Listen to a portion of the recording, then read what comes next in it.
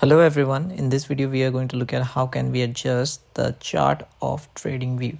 So sometimes when you look over the stock and in the time period interval, whether it be any stock, and we try to switch it from 1 day to 1 hour, 15 minutes, 5 minutes and so on, what happens is that the chart size or the candles are squeezing by itself and we have to adjust it manually each and every time to look at the candles. So in order to neglect this, how can we get the proper chart view with each and every time interval? You just have to come down and you have to select this auto. This is very minor and simple thing that I wouldn't know, but now I know. And now you can, after enabling this, you can switch to any time frame and it will be adjusted according to it, and then you don't have to worry about anything.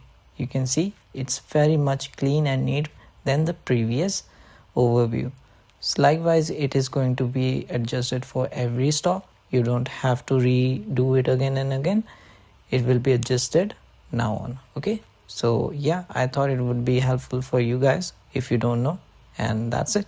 Thanks for watching. I'll see you guys in the next video. Bye bye.